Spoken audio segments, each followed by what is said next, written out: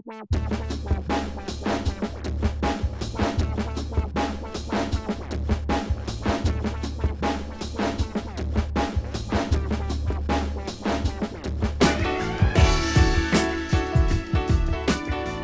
to episode 14 of the SNARLcast about indie wargames and their design, coming to you from Snarling Badger Studios. I'm Adam, and I'm here with Vince. How you doing, Vince? Hey, buddy, I'm doing great. This is the post-Gen Con show. We're back. It's the week after Gen Con. We're both recovering, obviously. It's a exhausting, tiring, intense, but ultimately very rewarding and fun experience. We're going to talk about it today. Did you track your steps? I did not. I like people do that stuff. They have their little. Everybody has their little fitness watches now and Apple Watches and stuff like that. I don't do it. I mean, I'm sure I walked a lot. Yeah.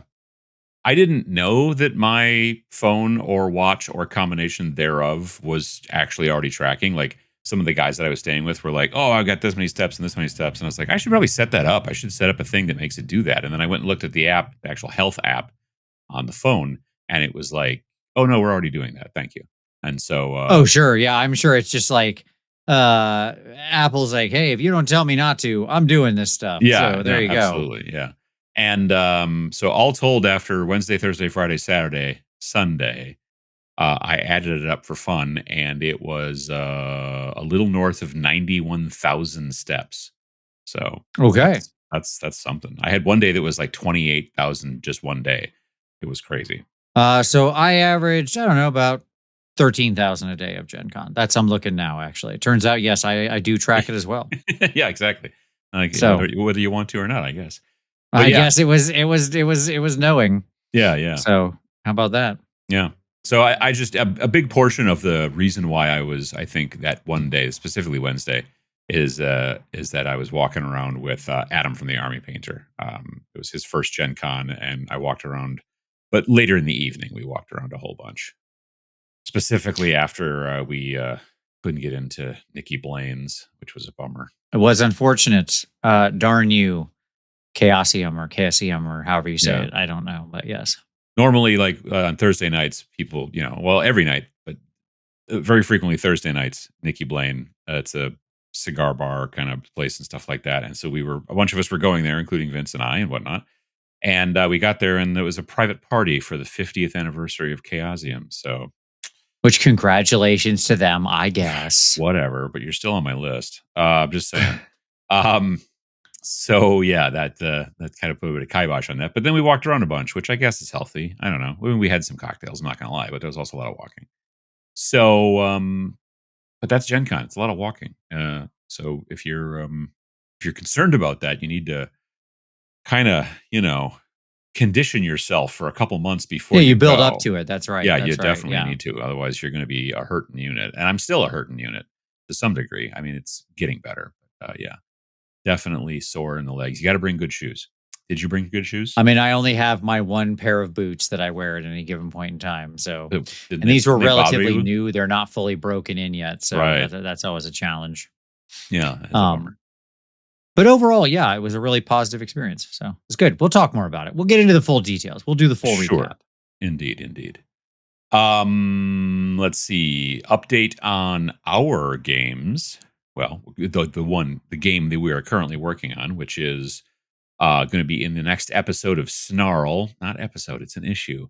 See, I call podcasts issues sometimes, and I call the zine episodes, and that's But it's going to be the next issue of Snarl, which will come out in November in 2025, and it'll be something you can download. And I think the price will probably be the same as the other two, because it's no reason it won't. So no tariffs.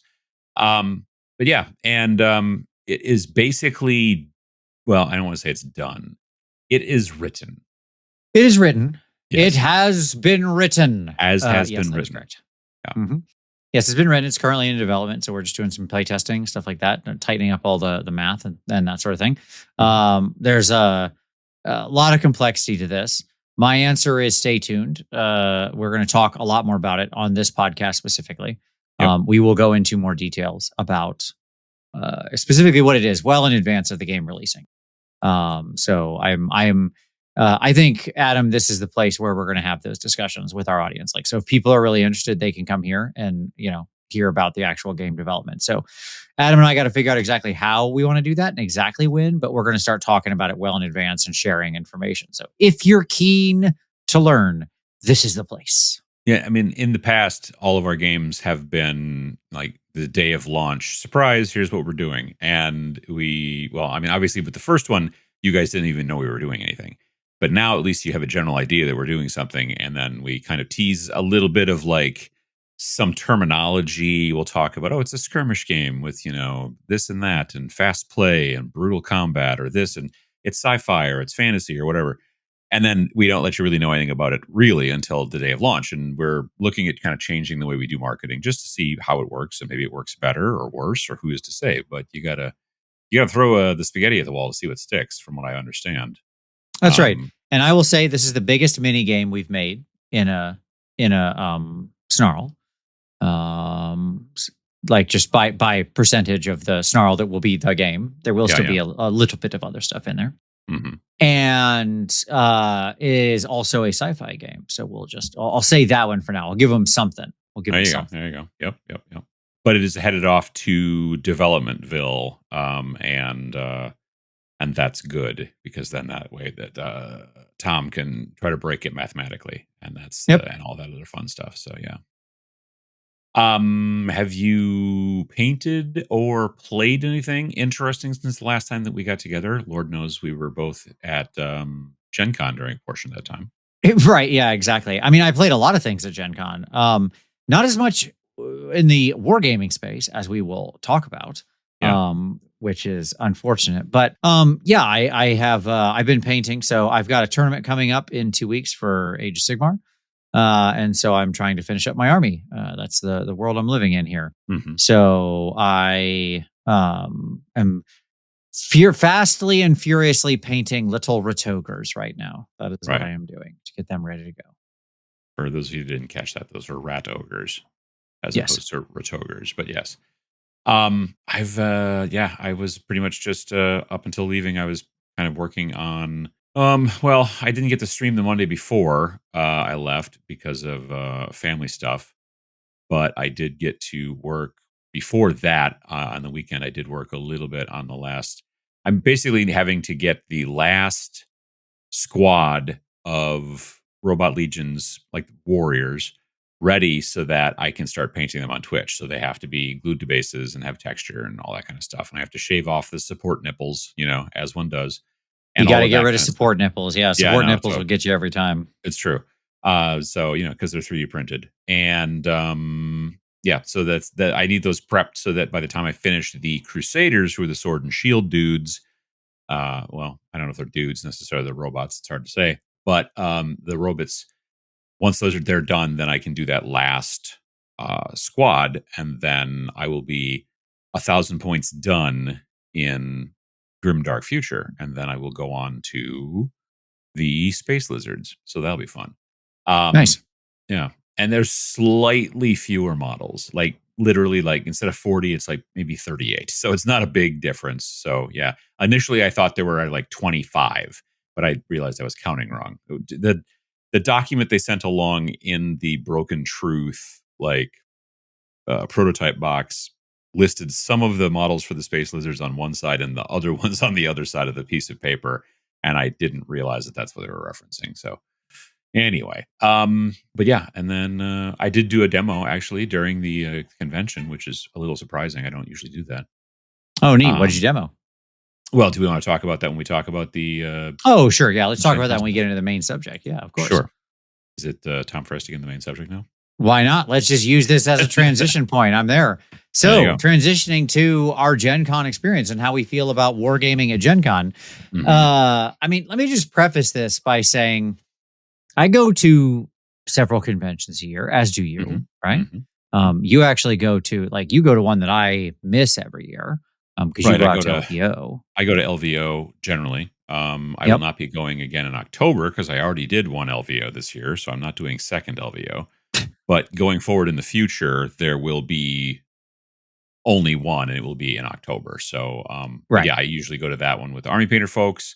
I go to Adepticon, as do you, and then we both generally go to Nova in DC as well. That's right. We both go to Gen Con. I mean, you've been to a couple other Yep. things in the past that I've never Mhm. gone to. Like you've been to PAX a couple times.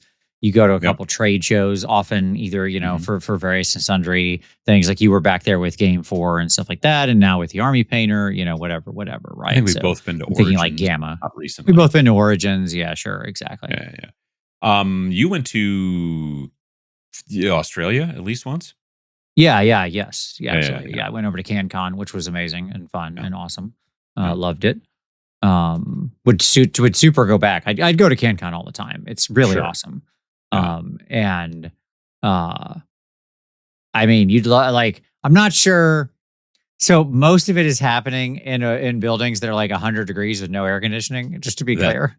that is a problem. Yeah. So I was happy. Like I was perfectly fine and loved it. But I think Mhm. most people probably not. Yeah. Um, But anyways, not everything. Like I said, there's some parts that are air conditioned. You just you gotta spend a lot of time within the miniatures area. That was where I was there when they were doing that. So that was all Right, the issue. yeah. But, like, there are, miniatures conventions, and then there are just general gaming conventions. And Gen Con, if you've never been, it's the largest general tabletop gaming convention in America for sure. I'm also pretty sure North America in general. I think that sounds right. Yeah, I mean, Yeah. so 70,000, 70 75,000 people 70 this year or something. 72, I believe, is where they set the cap Okay, these days. Yeah, 72,000, and they sell out. So there were signs all over that said Gen Con sold out, and right. it generally sells out the week before.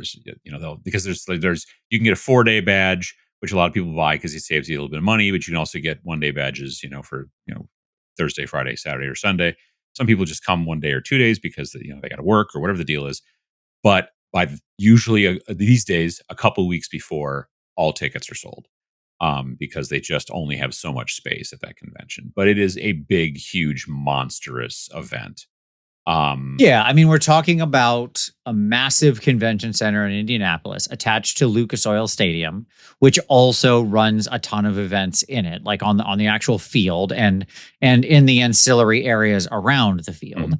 It's basically where the And Indianapolis Colts play. Like, you're on the right, actual field. They put these plastic, like, plates down to protect the not grass, because it's not grass, but yeah, the just the AstroTurf, so you don't mess it up. AstroTurf, so you don't mess it up.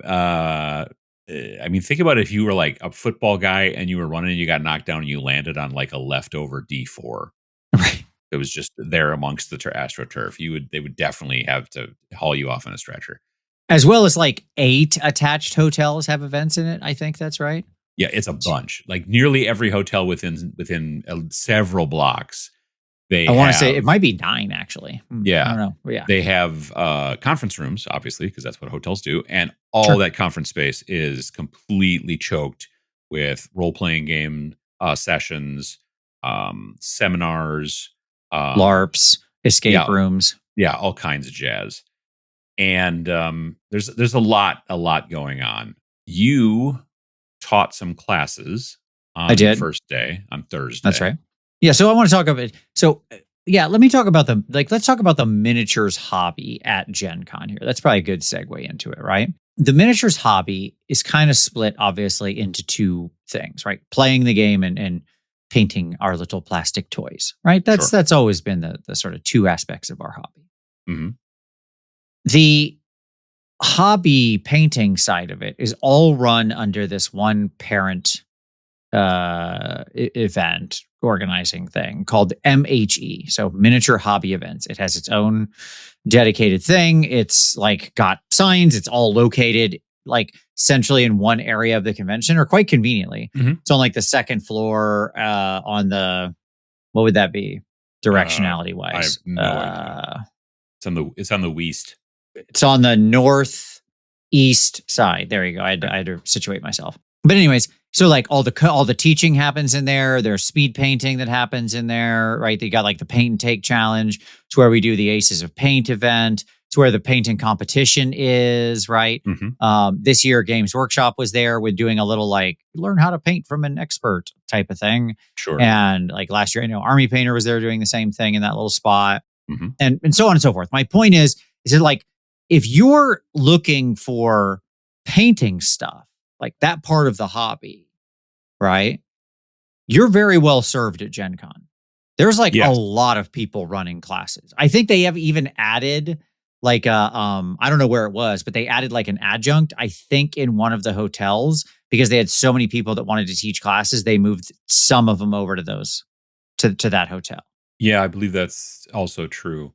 There's also other paint and take places all over the place. Right. Like in Hall A, which is one of the big gaming halls over by the BattleTech stuff, you could go and there were sessions where they would teach you just how to paint BattleTech mechs. I kind of watched that go on for a little while. And then there was also some other kind of paint and take, and I don't remember if it was BattleTech stuff or it was something else, but even in Hall A, which is like a lot of what you would call consider miniature wargaming and things like that, there was some of that stuff going on there as well. So to say that they're not served, I guess, at Gen Con, it's findable. Of the four genres of your board games, your role playing games, your collectible card games, and your wargaming miniatures games, we're the smallest. We're the smallest of those Sure. represented there. But there are, like I said, there's plenty of painting things, but Yes. beyond that is kind of Is where it maybe gets where the sketchy. Yeah, problem. like Yeah. just okay, so let's move over to Hall A because you mentioned it, right? So Yep. if people in their head just picture a big giant convention hall. It's like every convention hall you've ever been in if you've ever been to a convention center, right? The concrete slab floors, Yeah. And just the like at a DevCon or fluorescent anything like lighting. that, right? Yep. Yep. Exactly. And you walk in and like I would say about half the room is probably dedicated to more board gamey type stuff in there in that first area. Like right when you walk in the doors from the hallway. And then Well, if you go so to the technically go there's ahead. there's hall D, C, B, Yeah, and A. So it's a correct. giant room, but they could split it into multiple things, but they don't because it's Gen Con, so everything's open because they need all the space. Right. So when you first walk in, you're right, it is a lot of board games if you come in from that angle. But I also Yes. noticed if you go to the left, there's a whole bunch of Star Wars Legion with Yes. honestly the prettiest tables. Like every show I go to, if you look for the prettiest tables, it's always Star Wars Legion. I don't know The what only group is exception is doing it. Nova because they have those Lord of the Rings tables that are amazing. Yeah, but some of them are starting to get a little beat up. They are very amazing, but some of them are starting to get a little old, and I wish that they would fix them up because they are gorgeous. You're right. So there's that, but yeah. So you've got some you got some Star Wars Legion, you've got some Shatterpoint, you've got some Marvel Crisis Protocol. Not very much, surprisingly, as far as Marvel Crisis Protocol. I was kind of surprised by that. And then there was also in like maybe Hall C or B, there was also War Machine because Yep. what's this Steamforge Games is like bringing that and getting behind it and propping it up and making it go and things like that. So there's some of that, but then again, there's also a lot of like card games. Although they moved a lot of the Magic stuff from those halls and put it on the football field. Yes, that is correct. A lot of Mhm. Magic moved out of that hall into like basically they had a learn to play Magic stayed there Yep. in that Yep. hall, but the like if you were doing drafts and stuff like that, it was over in Lucas Yeah. Oil. Over in the Lucas Oil. As well as another location. They had like two different locations over the course of the thing. But as you Eh, sort of headed further and further into the hall, and it went from Hall D to C to B to A. B and A are a lot of miniatures for the most part. right. Yeah. And so that like that's cool, but my problem is that like well there's most of what's there that you can play Yep. is the bigger stuff. Not all. Mhm. I want to be Mhm. clear. Not Yeah. all. Okay.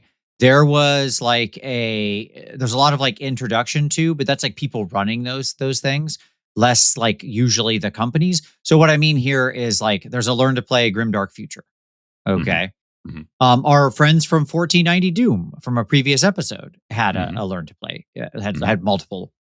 Usually these repeated, right? So but Does I'm it saying say like where they that had was? some stuff. Where the learn to play 1490 Doom was? Yeah. Is that what you're saying? Yeah, it was in Hall B. I never saw it. Well, that's just it, right? It Yeah. was Yeah. like some of the littler stuff is like it's hard to find, honestly. It is. It's so everything is so big there that if you're just doing like at one point I did stumble across some blackout, and it was only because Yes, like Blackout is there. I 100%. recognized the shirts. They were all wearing like black polo shirts with the orange logo on it. But the thing was, is it was neither of the guys that was at TMX, which are kind of guys that work for the company. I think it was volunteers or whatever that were doing that, and there were 3 or 4 guys there, and they were running some events. But It was mostly BattleTech. It was mostly 40K related stuff Sure. that was put on by the Cleveland or not Cleveland, Cincinnati something or other Wargamers. And then there was an okay amount of Necromunda. I talked to some of the folks over there. There was, I think, a little bit of Blood Bowl, but it was a lot of like the bigger name stuff. That's right. And most of the smaller games were just run by like small groups running an event. Like there was a Gaslands event, right? Mhm. Or a couple of them. And that was run by like the Northern Virginia gamers, right? Sure. That's, Yeah. you know, and a lot of the smaller companies, like indie wargame people, it's just really hard for them to be there. Oh, yeah. Like, yes, there can be some events, but they tend to be scattered. Yeah. Exactly what you said. They're hard to find, right? And there's just not a lot of space for them. It's all kind of taken up by, the big companies. Right. Your Shatterpoints, Malifaux still has a pretty decent presence there. Yeah. BattleTech has a really big presence there. BattleTech goes They real hard at Gen Con, like Yeah. real hard. Yeah, absolutely. I saw their like BattleTech Gothic signs everywhere that I still I still think that was a joke. No, it Like I mean, maybe there was a bet involved. I'm not sure, but I'm not sure that it's for me. That being said, I did talk to a guy from BattleTech about an upcoming thing that they're going to be releasing sometime later on this year. It's called, I think, BattleTech Aces, which is basically solo and co-op for BattleTech, not normal BattleTech, I don't think, but definitely for Alpha Strike, which is That's the what I was slightly gonna say. Is it like an Alpha yeah. Strike mod? Yeah. But it's basically a box they're going to be selling, and they're going to have all kinds of cards and stuff and this and that and everything. And they're heading into solo and co-op play, which I think is a great thing. Agreed. Yeah. But for the most part, you're right. It's definitely not there's not a cool grimdark alley like at Adepticon. You know what I mean? Where all the weird stuff's going to end up. You know what I mean? I know exactly what you mean. Yeah. And this is actually what I want to get at. This is one of the things. We need that kind of thing at Gen Con. Yeah, I agree. We need some kind of grimdark alley equivalent or something like that, right? We need like the indie wargamer alley or something where you can go, because even in the hall, so like, okay, that's where the games are being played. Right. But then you've got your third aspect of this, which is the exhibition hall. The dealer hall, right? yeah. Yeah, your dealer hall. Where the vendors are. And that's where you buy stuff. And like, if you walk around that hall, sure, Games Workshop, big booth. Kingdom Death had their classic big booth there. Mantic. Yeah, Mantic was there. Arena Rex is there. They're there every year. Infinity / Warcrow, Corvus Belly. Yep. So there are some of the bigger BattleTech companies had their booth there. That kind of course, their Catalyst figs there and stuff. Yeah. Yeah. But the problem is that I did not see a single I was going to say I didn't see a single indie war game. I did come across, I don't know, there was Loot Studios had a game that was a war game. I don't know that I count them as indie per se, because they're like a decent sized company, I think. You know what I mean? And they've been around for a while and stuff. But you just didn't see like a small 10x10 booth, even in the entrepreneurial area, where they were like, hey, we're here selling this cool miniature game that we made up. Maybe it's miniature agnostic, maybe it's not, whatever. And it's because those booths are incredibly expensive, even the tiniest of them. Yeah. I think it's the thing. And it's weird. So like, okay, I'm always hunting for several things at Gen Con, especially in the dealer's hall, in the exhibition, in the place where you buy stuff. Right. Number one is dice. Number one is dice. That's because right. Adam knows bought me more well. Dice when we were walking around. Yes, Adam and I walk around some every year in the dealer hall, and I'm always looking at dice. I love dice. I have a giant sort of like alchemist set shelf on my wall that now has more dice in it. By the way, Adam, you'll be happy to know, I already ordered the additional bottles. I had them waiting for me literally when I got home, so I could unpack the dice, put them directly into the bottles, and put them onto the alchemist wall. So there you go. There you go. So like, and that's just it. There's so many dice vendors, and some of the dice booths are huge. Oh yeah. Those dice booths that they have, or those booths that they're getting at that size, are crazy expensive. Oh yeah. Okay. I looked at a pair of dice, or not a pair, sorry. I looked at a set of like a normal set of 7 or whatever generally is your RPG dice. So you're going to have a couple of 6s, You got a 4, you got a 8, a 10, a 12, whatever, and a 20. And I looked at some that I was like, oh, these are real nice. Oh, I like that. That's kind of cool. And they were like $95. And you can Right. go higher. Absolutely, you can go higher. Oh, 100%. And so my belief, of course, is that these very large booths are probably telling us that these $95 sets of dice are probably about $4 cost. I have to expect. I would be shocked if they were that high. I bet the Yeah. margin on those is exceptional. Oh, it's gotta be. Okay. It's gotta be. So I did buy some dice myself. I did. It's from that company that had the weird four-siders that aren't pointy. Yeah, diffusion dice. Yeah, yeah, yeah. Yeah, yeah. Yeah, and I bought some of those just because they're, like, slightly larger. They're slightly well, I don't know if they're necessarily larger, but definitely they're They are. more They're readable. 20% larger, and the text is also similarly larger. It's And just big enough not to be annoying, but you can read them so much easier. They have such a good readability. yeah, and as it turns out, none of us is actually getting older, specifically me. So I thought, it You would be mean nice to have. younger? Yeah, wait, what? Well, yes. None of us is getting younger. And If you're not therefore getting older, then I want to know your secret, Adam. that's like a Benjamin Button kind of thing going on. But yeah, so the way I kind of look at it is I'm just like, yeah, I mean, there's a lot of dice out there, but the one thing that there's not is a lot of indie war games out there in small little tables. Now, back in the day, back in my day, By the way, just real quick, I want to know why the small RPG vendors can afford to have the booths. Because there's a lot of like relatively small RPG vendors who show up. But we'll talk about it later. I want to come yeah, back to this RPG thread and ways that the RPG community has dealt with the Gen Con problem, because I think there for could be a road there. I think there could be too, for sure. But So anyways, I'm sorry. Keep going. You were yeah, saying yeah, back in the no. day. So back in the day, I had a small little, hobby game company with my friend Peter, and it was called Snarling Badger Games, strangely enough, instead of Snarling Badger Studios. And we used to go to Gen Con, and my first year at Gen Con was 1992, and we did not have a vending space at Gen Con that year, but a local game store was selling stuff, and we said, "Hey, can we give you $25 to put our games in your booth so that Right. when people come to the booth, they could buy them there? And then we're going to do demos in the free gaming area, which was a much bigger thing back then. It was just like sit down wherever you wanted and then do that. And they don't really do that so Sure. much with anymore these days. But back then, you could just do that. So we would set up and we'd be running demos for like all 4 days, and then trying to get people to go to this guy's booth and buy some games. And I still to this day, like the last day when we finally showed up, because every day we would ask, and he would say, "Oh no, yeah, I didn't sell any yesterday."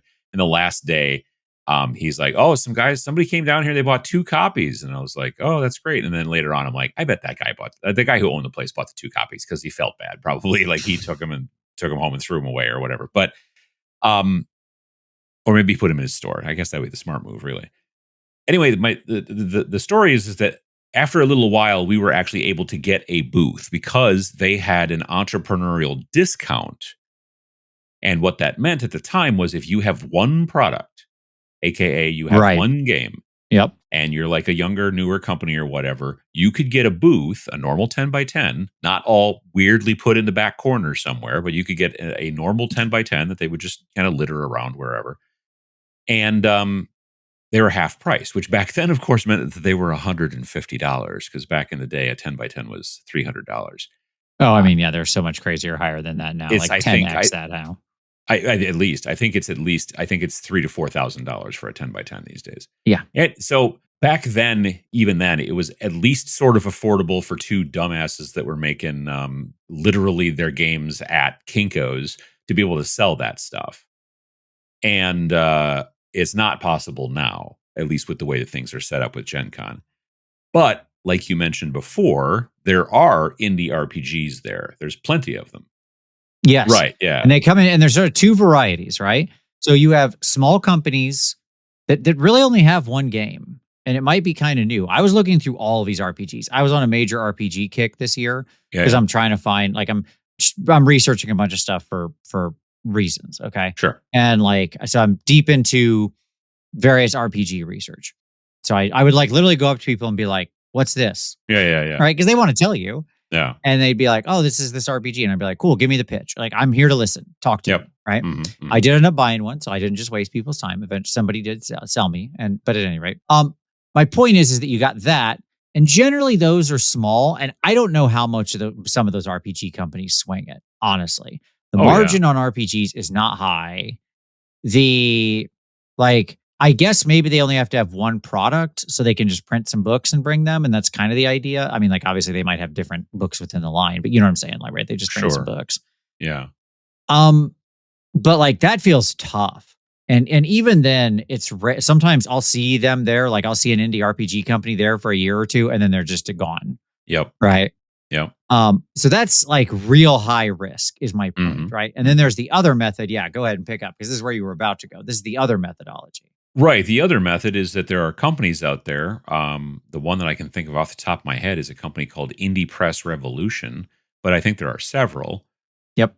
Studio 2 or Studio Z, they were also one too, where sometimes it depends. It'll go everything from we're a publisher and we work with lots of small writers and all their stuff we publish and then we put it here, or it's more of like they're almost kind of a distributor. And so these companies are publishing things and stuff like that. And then like Indie Press Revolution, I believe, is basically a thing where you join them and then they will sell your stuff at conventions. Right. Like they won't have a booth that says, "Hey, take a look at this cool game," but they'll have a big IPR booth which is filled with games and people can go through and look at them and hopefully go, "Oh, this is neat." And maybe the person who's working the booth knows what it is and maybe they can answer questions and maybe they can't. But at least the Yeah, stuff's getting generally, like there's one of the companies. It's not Indie Press Revolution, but there's another one that does the same thing. Yep. Remember, so it's like when you walked in like about row 2000, suddenly on both sides of the row, all the way down, it was just books, like a library of bookshelves. That was Right. Studio 2 or whatever. I actually Right. bought something Exactly. from them. Yeah, yeah, I did. Yes. And so they have like posters. Yeah, yeah, Yeah. everything. Exactly. Mhm. And so, that's a possibility, but the trick is that we don't see that in in the wargaming space. Like I've actually reached out. Right. There was another group called like the Game Developers Network. Yeah, Yep. IG. IDGN, I think. Yeah. Yeah, yeah, yeah. And I've talked to them in the past. You and I maybe both have talked to them, or maybe I just talked to them. I don't remember about like, well, hey, if we worked with you, could you then sell our stuff at shows like Origins at Gen Con, And I feel like if we were to do that, we could, and they were interested. They didn't say no, get away, Ooh, scary. non RPG person, right? Exactly. But they were like, you'd be the only role playing, or you'd be the only like war games that we would probably be selling. Right. We don't really do that. So that's why I think it would be interesting to see if there was some sort of group that could band together, and then people could join, and you could have a lot of different indie war games all being sort of working together under one belt. I don't know, under one umbrella, under one pants leg. I don't know. I think I broke it up there. But No, I agree. Either this has got to be top down. uh-huh. So that is to say, the organizers of Gen Con could see that, like, hey, the wargaming leg, because like, look, Gen Con has exploded Yeah. with board game stuff over the past couple of years, right? Mhm. Like, And the RPG. vast majority of booths you walk by are some kind of like quote unquote, they would fall under the board game category, Yeah, even though I they would, might be like dice or card or actual yeah, physical board but I games, would right? say that most are board gaming for sure. Yeah, that's exploded. That's a huge part of the hall now, right? Mhm, mhm. Then you've got your TCGs and your RPGs, both Yep. of which have very big presences, right? Mhm, mhm. There's Magic and Pokemans, and those Lorcana There was now and that. all that kind of stuff Oh, everywhere. Lorcana's huge. The Gundam card game. Hmm. They had that there, and they were also showing off some of the alleged upcoming miniature games that are based off of Bandai's Gundam property or whatever. So they said but they had in their booth. They weren't really selling anything. They just showing off. "Hey, this stuff is going to come Right. soon." You know what I mean? Yep. But yeah, for the most part, you see mostly board games, especially in the biggest booths, and then you see RPGs and CCGs. And the CCGs, honestly, most of them are just like resellers. It's not like Magic wasn't there. You know what I mean? Right. Yeah. And by the way, it's not that this is like unprecedented. So there are three, because people listening at home might go, well, doesn't this kind of thing already exist with Entrepreneurs Alley? And so sort of, not really, and I'll talk about why in a second. Yeah. But they do support small indie creators in two distinct ways right now. There's the author and artists area. Okay. So like there's the artist area and then the Yeah. author area. They're kind of Yeah. they kind of abut each other in the back of the hall. Mhm. Those are generally smaller areas, right? They just literally are like people setting up a little table and they have their stuff. Like it's not as structured as the as everything else, right? Yeah, They're it's not kind of like shoved you don't closer have a big together. booth and stuff like that. You have a Right. table and you've got some space and you've got like some pipe and drape behind you. You can hang some posters and stuff off of and things like that. Right. Yeah. And so a lot of the artists show up there and like by them making it possible and affordable to bring Mhm. in these artists, they get a lot of really cool artists every year. Like I Oh, yeah. generally pick up a piece of art or stuff like that every year, right? And I did this year. And the same thing with the authors alley, right? These are like a lot of these authors are smaller authors. A lot of them are Yeah. doing their own thing. They're not working through a big publishing house, right? Self-publishing for Um, sure. Yep, self-publishing and stuff like that. So they have the opportunity to talk to people about their product, right? And why can't we get that same thing? Why can't we get an alley like they've got the author alley and the artist alley? Why can't we get the indie war game alley? Right? Because it's the same thing. It's authors of a different kind. Like we're writing books, they're just different books. Well, yeah, but it's also in many situations, it's also some miniatures and things like that. I mean, I think that if it's gonna be top down, I don't know if they would do it quite that way. I don't know if Gen Con, like, here's the deal though about Gen Con right now. They are full. Like right now, they are capped at 72,000 people. They cannot let more people in because they just don't have the space. And in the vendor hall, it is incredibly difficult to get a booth.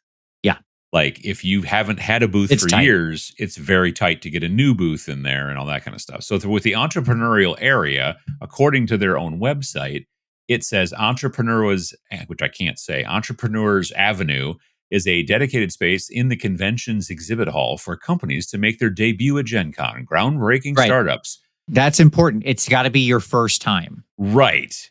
But my question is, let's say you go and you get into the Entrepreneurs Avenue and you do great, then what? If you can only go there once, I bet you can't get in next year. You know what I That's my mean? point. Because Yes, exactly. They're yeah, not going to be back yeah, in there again. right. And that's the challenge, right? Because if you're an indie war game, it's not like the top end of it is not suddenly you're ready to buy a, four or five, $10,000, $20,000 booth next year. Yeah, Right. exactly. And so that's why I think the top down model doesn't work for Gen Con because they don't like to play. Like I hear story after story after story from companies that have been e- exhibiting at Gen Con for years that get constant nasty grams leading up to and during the show about your booth doesn't look nice enough. I saw a cardboard box poking out from underneath the table, like all kinds of weird stuff. Like I've got a guy that I know relatively well, and he's had a big booth there for years, and he's basically kind of a reseller. He sells T-shirts and stuff like that, Sure. but he also used to sell. He used to have like a deal where it was like buy one book get three free kind of thing because he Yeah, would yeah. buy. I know the vendor very well. Yes, and they won't let him do that anymore. So he can sell like older collectible card games and things like that. He can sell stuffed animals. He sells T-shirts, and that's it. They keep reducing the size of his booth because they didn't like. I don't know. There was like too much garage sale vibe or something. So they're real weird about that over the last 10 years, I've noticed. So I think rather than doing it in that fashion, I think the work would come to some degree two ways. To get into the vendor hall, I think that you'd have to start something like Indie Press Revolution. Yeah, that would be the bottom up way, right? Exactly. And then it would be something like that, but just for indie war games. And then it would be a booth you go to, and there's a dozen different indie war games in there that you could buy of Right. different types and things like that. Like People who can we've demo kind of across the board with the games, what where possible, stuff even like if that. they don't, I mean, like the first year of Rain and Hell, the guy we were just talking about with the booth, we basically was like, is it cool if we just put like a box in and if people come up and ask you for it, you can sell it to them, and we did that. But we haven't really since because his booth keeps getting smaller. So Right. that's kind of a thing. But there would have to be some sort of like Indie Press Revolution type thing for war games to be able to do that. And then I think the second step, although this maybe starts as the first step, is to try to start figuring out a way to have like an indie war game area in Hall A or Hall B, which is where the stuff is clumped together. because the stuff is spread around. Like basically, It is. But let me suggest to you an alternative. Okay. Okay. Do you remember back in the day the auction at Gen Con? Yep. Right? Did you ever walk in the auction room where they're just like auctioning off old, like what I've got here is a 1967 copy of, blah, like The March into Poland, and it's unpunched and blah, blah. I'll start the bidding at 65. Do I have 65? This kind of thing. Yeah? I never went in when it was in the main hall, but I did go in the first time this year in the hotel it's at. I forget which hotel it's in, but it's now in a separate hotel, and that's where they do it. And I did walk through that, and they have both the actual auction where people are like, hey, this is a such and such, and our bidding starts here. And then they have like what they call the consignment area, where there's just piles and piles and piles of stuff. And you look at it and go, oh, this person wants $45 for that. And then you can choose to buy it or not. That's right. Okay. Boom. You just got to what I think the other potential solution is here, right? Which is, I think they very consciously moved that into a hotel. Okay. Like, that auction thing could be in one of the rooms, like in one of the small rooms. It could be in like the room one, like C100s, 200s, and so on and so forth. Right? They're making far more money selling that, renting out that room to Monty Cook Enterprises or Chaosium or Renegade or because not only do a lot of these bigger companies have a huge booth in the actual dealer hall, they also then have a secondary room that's just for them. You go to play the game. Yeah. Well, or just buy. You can just buy. That's another vending area for them. Yes, it is. Yeah. It absolutely is. And so, like, this is my point. There's no reason, but I'm saying is I think they moved into a hotel because they thought it, for the same reason you talked about your friend's sort of garage sale feeling. Sure. Right? Sure. Like, okay. Yeah. They were like, that's fine. You still do that. You pay for it, makes money. People come here for it. But let's get it out of the main view, okay? Mm-hmm. There's no reason we couldn't have a hotel invasion for this. Like that the indie wargaming area, if there's not enough room in the big hall, okay, if that's the issue, they're literally finishing a new giant hotel that'll be probably ready next year, I assume. We kept walking by it a whole bunch of times. No, right? I think it's ready the year after. So there'll be one more Gen Con where it's not finished, but very soon. Yeah. Either way, it's a massive hotel. They're building it's super big. Street. It's like a 30-story Hilton insignia or something. And so, like, in one of these hotels, okay, like that's somewhat out of the way, could be like the Omni Sovereign or something like that. We could have, because 5 years ago there was no escape rooms in any of the hotels.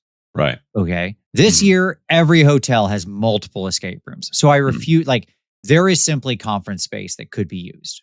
Well, in one hotel. Except that conference or escape rooms are probably at Gen Con far more lucrative and just generally more, in demand than it seems like wargaming stuff is, especially indie wargaming stuff. I mean, look, this is a sort of a question of if you build it, they will come, right? Like, again, we've got a cart and horse or chicken and egg thing. Like, yeah, if there's no indie wargaming scene or nothing like it, sure, no one's going to come expecting it, right? Or hoping for it. But if you build it up, and that's my point. If you start with something small in a hotel, right? If you have like it could be, and as you said, like Monty Cook and all those people, they don't just sell in the dealer hall; they sell in those other rooms too. You could have sales stuff going on at the hotel. It's fine. If they that would could allow be just you the area to. where that stuff is.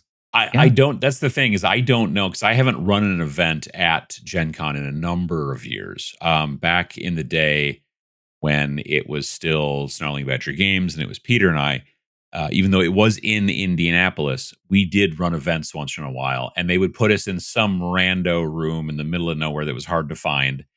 And I just feel honestly, Gen Con's always which is funny because Gen Con started in wargaming.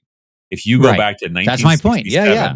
You go back to 1967, it was a bunch of guys in horn-rimmed glasses and short-sleeve button-down white T-shirts with pocket protectors. Like, I've seen the pictures from the first couple of them. I'm not being weird. I'm just saying that's exactly what it was. And they were pushing around Napoleonics and American Civil War and crap like that. And then eventually they started getting into Legend or Battle of the Five Armies from Lord of the Rings. And then eventually Dave and Gary were like, but what if we were just these five guys? And then eventually you get D&D and the whole thing goes from there. But it started from wargaming. Yes. That's why it's called the Geneva Convention. It was in Lake Geneva, Wisconsin. And yeah, it was about wargaming. So I don't know which way you would go forward. I think you would have to start with a demo area first before you started by building up like something that was like Indie Press Revolution, but just for indie war games.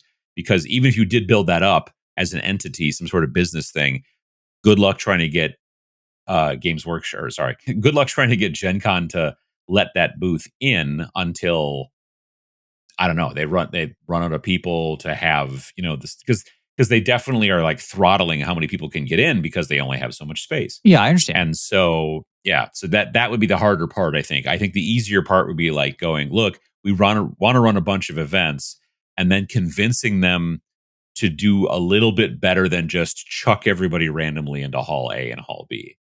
Right. And I think that would be the hard part. Honestly, a big portion of it also could just be messaging. Like I didn't see them this year, but in the past, there was a group called the Ottawa Red Shirts, and they were from Canada. And they would run all kinds of different miniatures games and just demo stuff constantly. And they had been doing it at Gen Con for years and years and years and years. And I didn't see their stuff this year. So I don't know if they got moved or bumped or they just didn't come.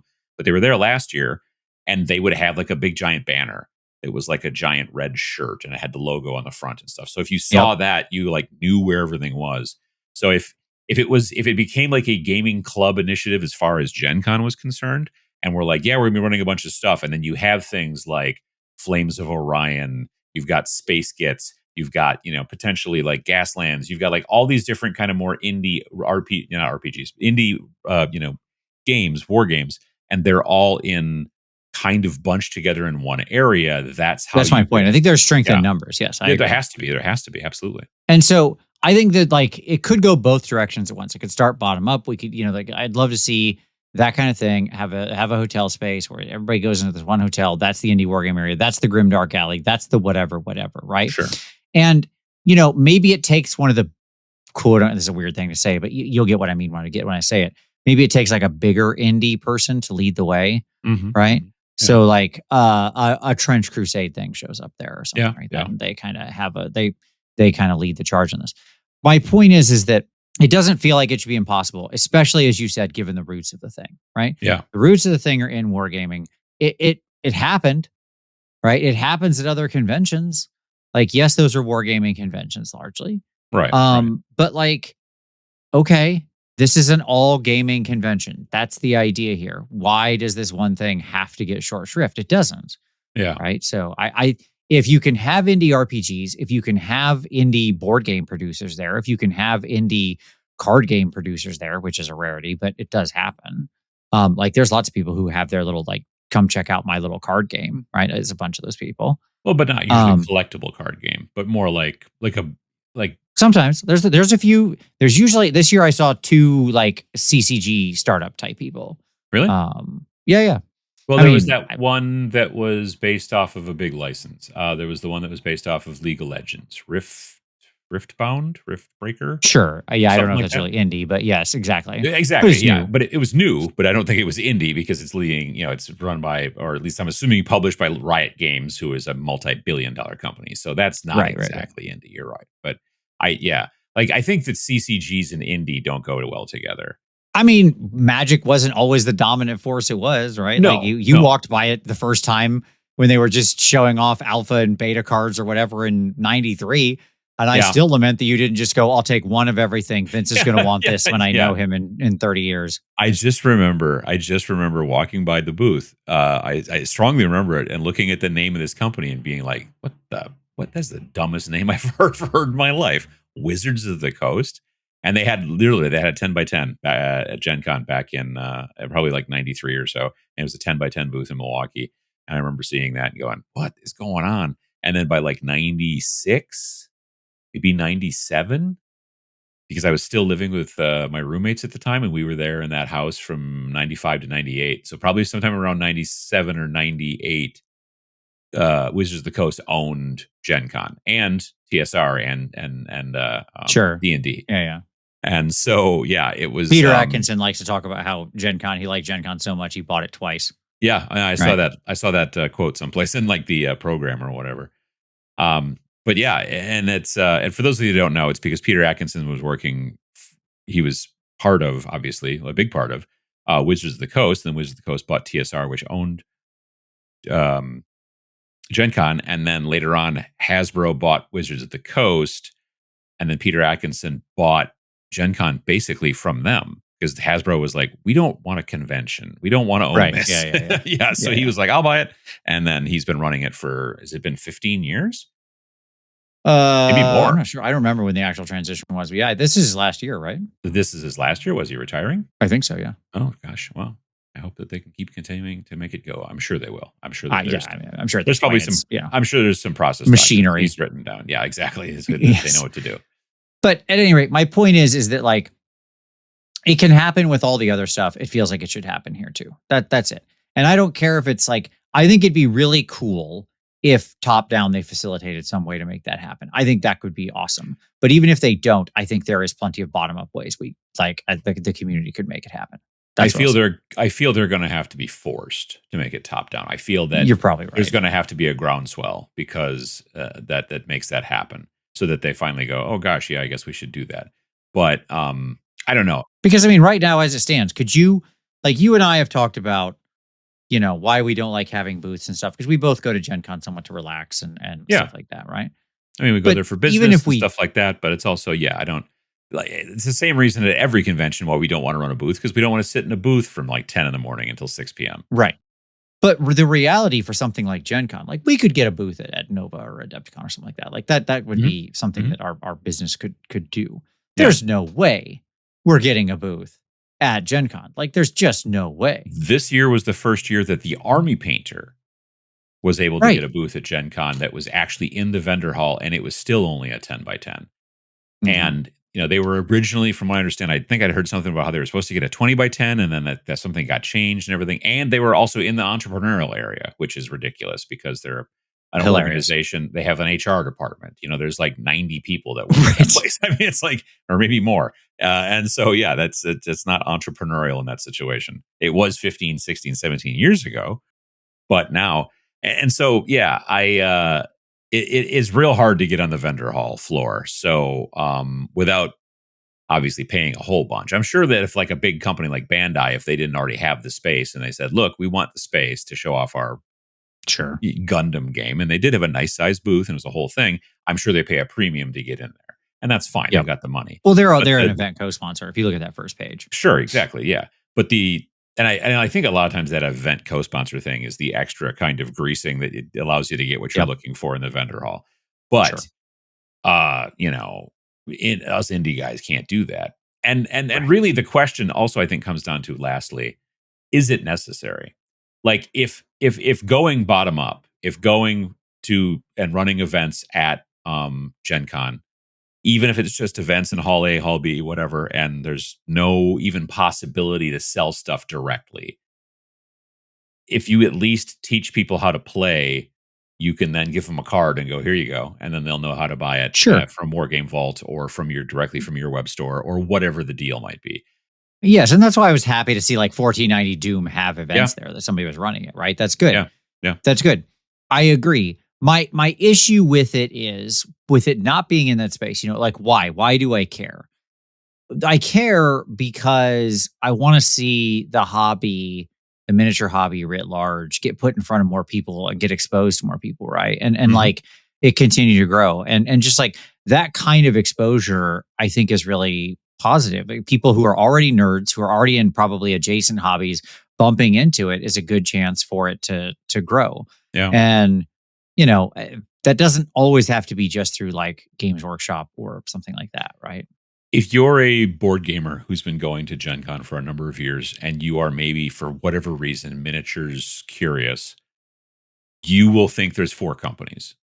That's right. GW, Mantic, probably Corvus Belli. Like One Page Rules had a booth and Catalyst for BattleTech. Yeah, and Catalyst, exactly. One Page Rules had a booth there. It was a 10 by 10, and it was almost to the football field. It was like in that weird hallway, like way down there. And so, it's not very representative there, in my opinion. And I get that we're the smallest of the 4 genres, but still, it's I feel like it's underrepresented at Gen Con, a convention that was started via Wargaming. I agree. I don't think I can add anything else to it. Perfect. That's the end point that I was hoping for. Yep. So I think we landed it. I mean, I screwed it all up here now by explaining it, but you see what I'm saying. Well, thanks for checking out this episode of the SNARLcast post Gen Con. We hope that we were able to teach you something. If you've got questions for future topics, hit us up in the comments, or also on our Discord. We do have a Discord. You can find out more about us on our website at snarlingbadger.com/snarlcast. You can also find the Discord up in the header thingy on the website for more information and more episodes. Follow us on your podcast software of choice. Leave a review if you get the chance, and we appreciate your time. Thank you very much, everyone.